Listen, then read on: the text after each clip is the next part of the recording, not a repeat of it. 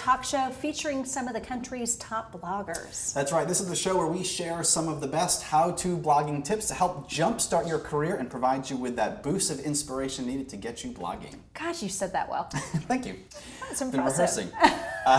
So I'm Bess Auer from Gotta Get Blogging, here with Ben Reed from Orlando Waterhole, and on today's show we're going to have sitting right here Lisa Wilk from Taste Cook Sip. She's going to talk to us about mobile food photography and Instagram, and I'm so excited to better my skills there. Oh my gosh, well see, Lisa's one of my favorite food bloggers. Okay, I know we're filming in my kitchen. This rarely actually gets any use as a real kitchen. It's just a movie set for us. It's very clean and as far as that aspect. So I love looking at her pictures because I just can drool over them. And then I will go to the restaurant that she ate at rather than trying to make it at my house. So it works that way. But I'm thrilled to have her.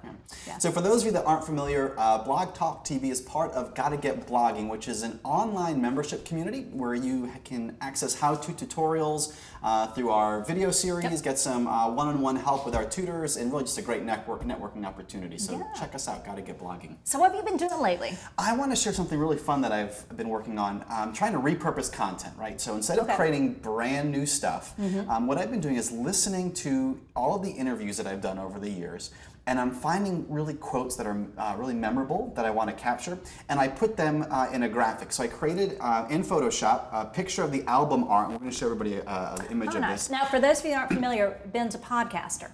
Right, so I don't actually write, I just speak and talk a lot, and our guests do. So I just take just a snippet of what they say, an inspirational quote or something about where they live that people would resonate with, put it next to their picture, and then of course I put the hashtag I use, and don't forget to subscribe on iTunes. And I put it up on Instagram and Facebook and Pinterest, and I'll tell you this thing, it spreads quickly. People really, it resonates. It's shareable. The one that we're looking at right here, I'm sure we'll put a screenshot up, and just ignore the noise of my Great Dane making himself at home over there. Anyway, the one we've got right here is two-time Emmy winner Mark Middleton, and what a great quote. We've got to reorient our thinking. We've got to embrace failure. I have enough failure to embrace, that's for sure. So I guess the message is take what you already have in your published content and find a new way to repurpose it, whether it's an ebook or a quote that you can share on Instagram or just putting it together on the best of post. Just reuse what you already have. Don't start from scratch. What a great tip. So we've got another blogging tip for you. We're actually have a short video coming up doing a blog audit. Blog audit. Yeah, so all the things that sponsors, that they want to work with you, it's kind of a checklist for you to make sure you have it on your blog. So check it out. If you're trying to monetize your blog, you need to get it sponsorship ready. So we talked with plenty of PR brand reps, asking what they look for in a blog site. The first thing is the overall blog design. They want it to be clean and professional looking. The second thing that they're looking for are for certain things to be above the fold or before you scroll down. The first thing they want above the fold is your about. The next thing is your contact information. Do you have your email listed? The next thing above the fold is your disclosure policy. Do you know the rules? And the final thing, they love when bloggers have a media kit they can easily find. Next, they like bloggers that have an email list. They can service their clients better if they can directly reach inboxes. Next, they like to see what social media you are on, and they want real engagement. That's what they're looking for. They know that more fans doesn't always mean real fans with real engagement. And finally, they want post engagement. So if you don't have a lot of posts, consider closing your comments. If you want to know more, head to Gotta Get Blogging and check out our learning library, as well as other things for members. And we've got a free checklist that you can use to get your website sponsorship ready.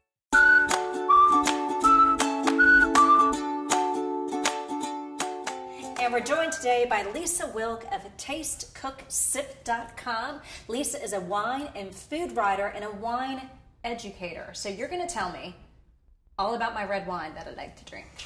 As long as it's delicious and you enjoy it, it doesn't really matter how much. And she told me it was okay to drink cheap red wine, so I'm like Absolutely. I will tell you, don't drink the cheap red wine.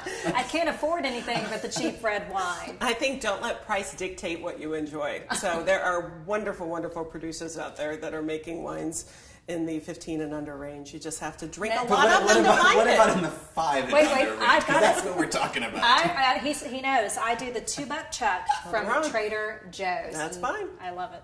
And seriously, it's $2.99. I can get a whole crate for $36. Wait, the crew's laughing at me now. This is bad. This is bad. Anyway, so Lisa, we're glad you're here. Thank you very much for inviting me on. I'm excited to be here. Lisa, we're not talking a whole lot about wine right now, but you're going to share with us Instagram photography, yes. food photography, which is something that you take stunning pictures of online. And bloggers love taking pictures of food, and so we're really excited for you to share with us how to do it. Wow, that's very exciting. I think the wonderful thing about taking pictures these days is if you have a phone, and it doesn't matter what type of smartphone you have, whether you are a Droid or you're an iPhone, you can take amazing, amazing pictures. And there are all of these great free apps out there, which we'll talk about a little bit later. Love the free. Yes, that you can put your pictures out there on Instagram, or you can edit them in your phone, and it makes it very, very manageable, whether it's your first picture or you're a seasoned photographer. So before we get there, let's talk about your blog. Sure. Taste, Cook, Sip. How did you get started blogging? I was am a freelance food and wine writer, and I'm a wine educator. So I decided to take a leap and go from the in-print publishing world to self-publishing digitally, and just kind of very naively got into that, not really understanding what was involved, and have really enjoyed the challenges and the journey so far. What's the difference between writing in print and writing as a blogger? Sorry. My Great Dane just sneezed. So if you heard That was your dog? That was the dog.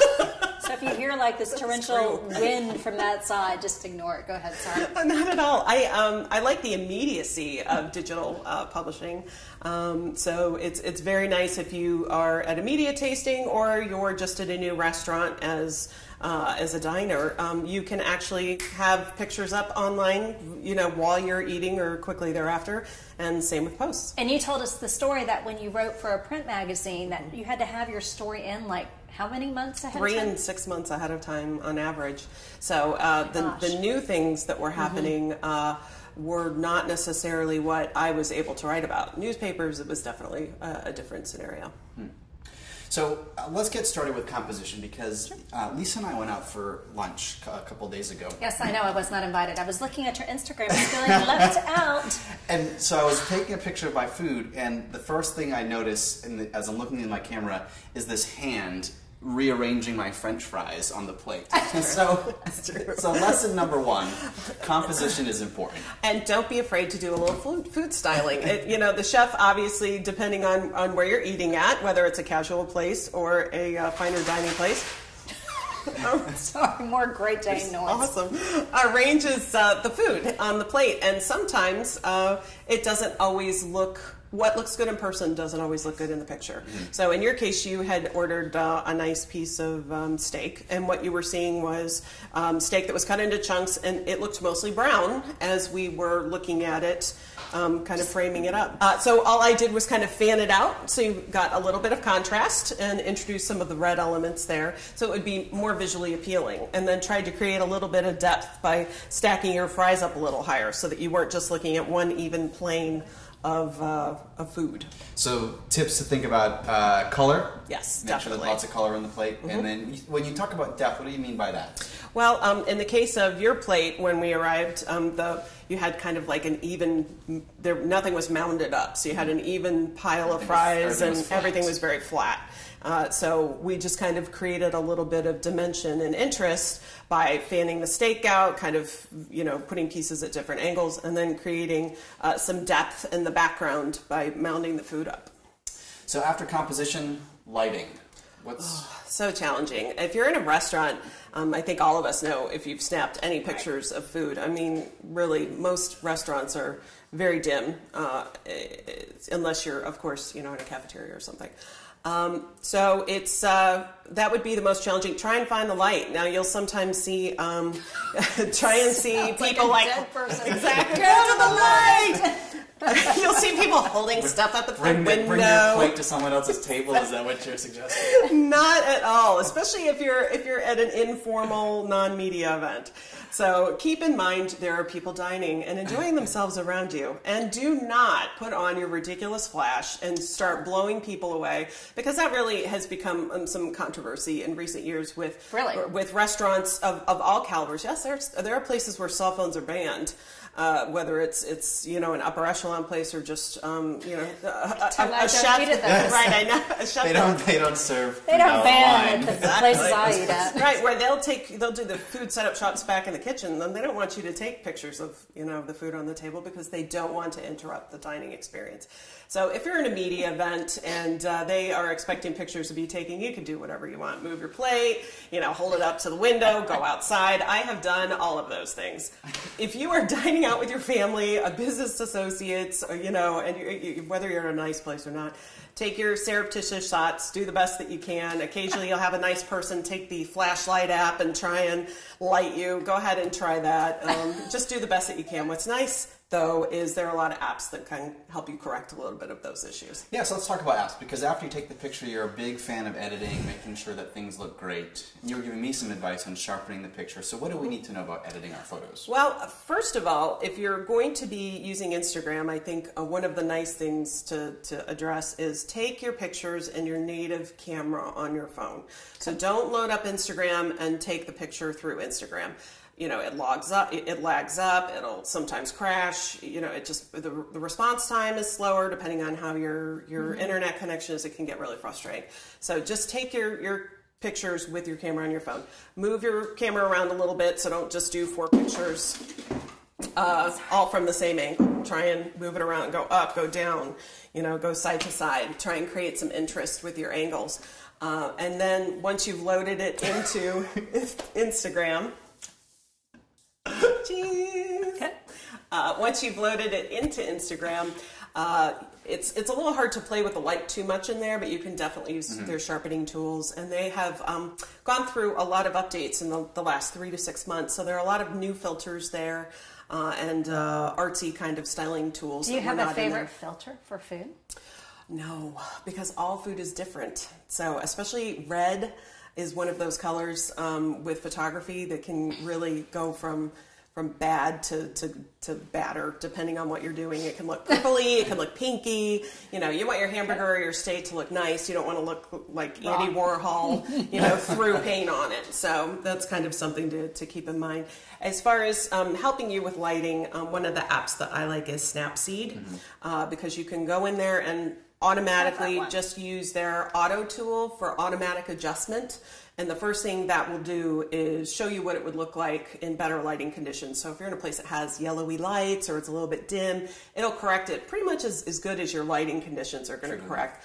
Now, you don't have to accept those changes. So if you have good lighting, try it, see if you like it, exit out if you don't like it. If you're in a dimmer situation like we were, try it with the autocorrect, see if you like it. It's the one all the way over to the very left on your Snapseed menu when you're in there. Try it, see if you like it. And then once you've adjusted your brightness, that's when you can start playing with some of the other things. See what you've got in your picture before you start doing a lot of editing. How about watermarking? You do that with your pictures, adding like a little, this picture is taste, cook, sip. Yes, and I think that's really, really critical, because these days, once you put a picture up on Instagram or Twitter, it is out there, and it can be regrammed and reposted, and a lot of people will pick stuff up that you might not think about. So you're posting a picture of a cup of coffee, you do a couple of hashtags, and all of a sudden somebody in Indonesia has recirculated your picture and you have no idea that was the case. So what app do you use to watermark? If you are using an iPhone, Marks does a really nice one. Okay. If you're using Android, I use Pixlr, which I believe you have a screenshot of, because there are a million versions of it since people are trying to copycat it now. So we'll show that graphic so that you can find, exactly. So you can use that and basically just use text, make it a little bit transparent. And what's nice is that gives you the option to actually put your social media tag in there. Excellent, excellent. Well, we're going to take a break real quick. We've got a tip from Professor Josh in the Bloggers Lab with yet another app. So take a look. Hi, I'm Professor Josh, and have you ever wanted to take a photo, maybe a color photo, and turn it black and white and then make it colorized to stand out, like different parts and features of it? Maybe that red part of it you want to really highlight and have it stand out to create that great graphic or image. So one of those apps you can do is Color Splash. So Color Splash really gives you that ability to be able to grab an image on your phone and be able to bring it up, and you're able to turn it all black and white. So you're able to see it black and white and then go in and decide what parts you want to color. So if you want that part to stand out, you can pinch in and find that part you want to color in and then be able to colorize it. The great thing about it, if you mess up, you just hit gray, you go back and color over that. So you keep going through it. It's really simple and easy to have that image that really can stand out. The great thing about this, it's a pretty cheap, affordable app. It's $1.99, so you're able to download it and get it to use. You're able to then save that image after you use it, and you could keep tweaking it if you needed to. You can easily go and take the image, save it, or share it to any of your social networks. So I love saving on my phone, being able to share it on Twitter, Instagram, something where it really highlights and pops out what's going on. So I definitely recommend you getting Color Splash for $1.99. You can't beat that deal. Check out more tips and tricks on ProfessorJosh.com of different apps and things you can really enjoy. Thanks.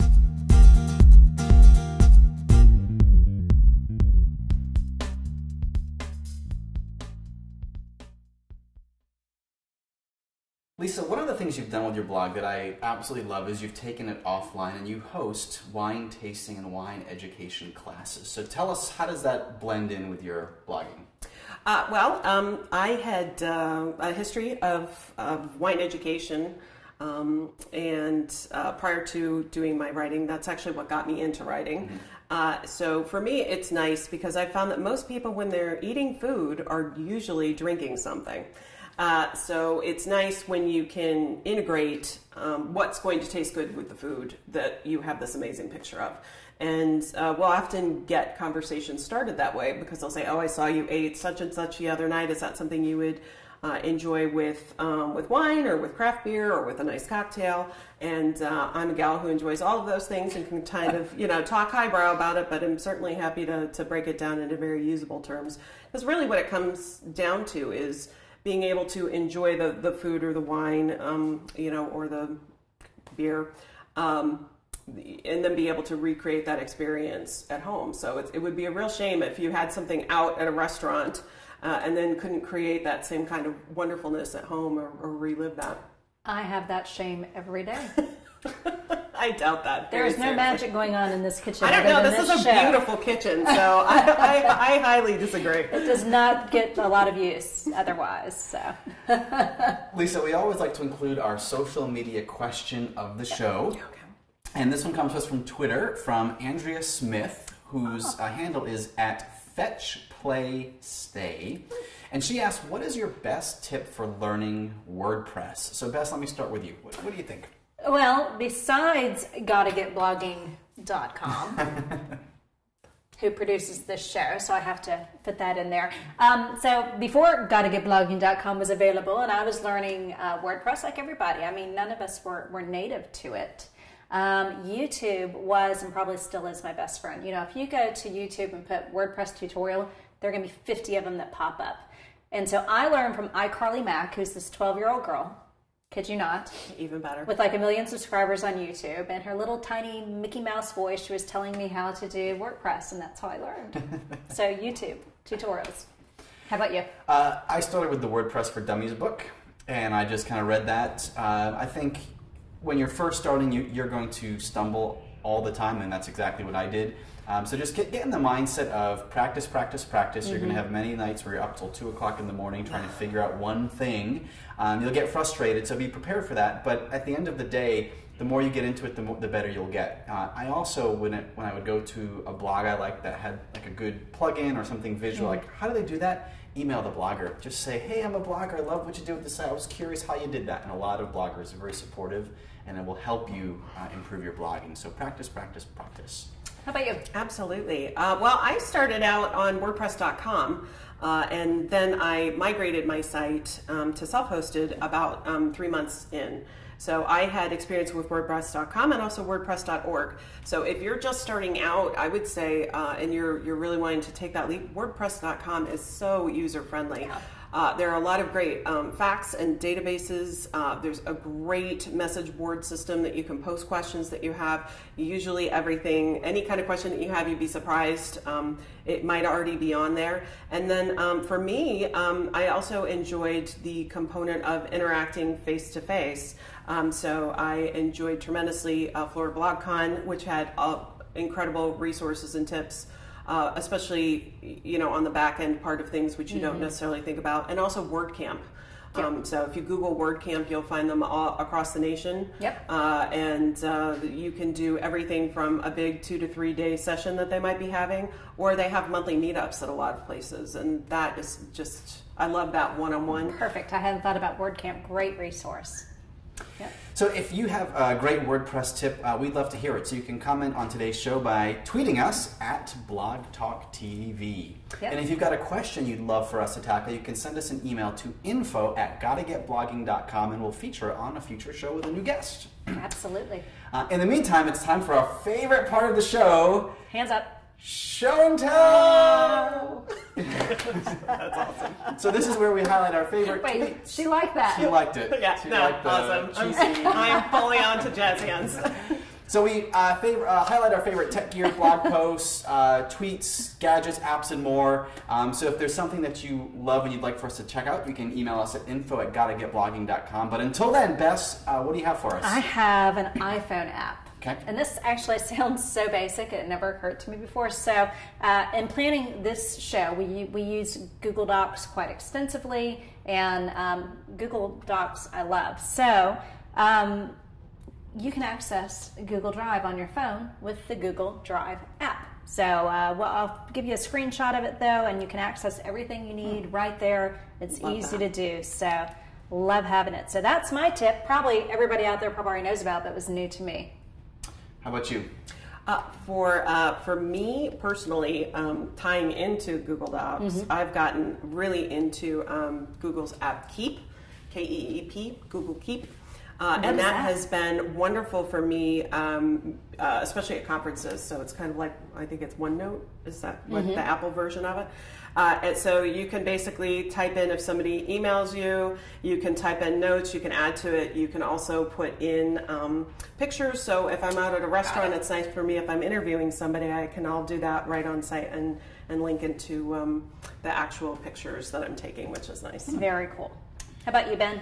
I just found this new app called InstaTag, because we're talking about Instagram today, and I thought this is a great tool. So what it does is you can go into the app and look for what are people tweeting or Instagramming about right here in this space. So it uses the keyword search. Yeah, geotags the pictures that are tagged within this geography, so you can contribute to that conversation. So what are people doing right now? Around my home. I've got it's on airplane mode, so I don't know. But then it also, if there are frequently tagged things that you constantly tag, you can save it, these 10 hashtags, and then just copy and paste it into Instagram, so you don't have to always do that. So if you're posting on one thing and then post on another. Do we know what the ideal tag number is for Instagram? The ideal or the max? Max is 30, right? 30 is the max, and that's tags and handles. So anything you either added or hashtagged. Okay. So Lisa, where can we find you? You can find me online at www.tastecooksip.com. And I have a blast there. And thank you guys for having me today. This is great. You were great. Full of information. And you can find me online at orlandowaterhole.com. Subscribe on iTunes and also Instagram, my favorite. And you can find me at Bess_hour on Twitter, or I'm always at gottagetblogging.com. So thanks again, Lisa, for being here. We may have to have you back. You have just too much knowledge to share. I mean, it's really, I learned a ton, so it's been great. So anyway, if you guys want to connect with us, we can always find each other on Twitter at BlogTalkTV. Until next time, we'll see you on Twitter. So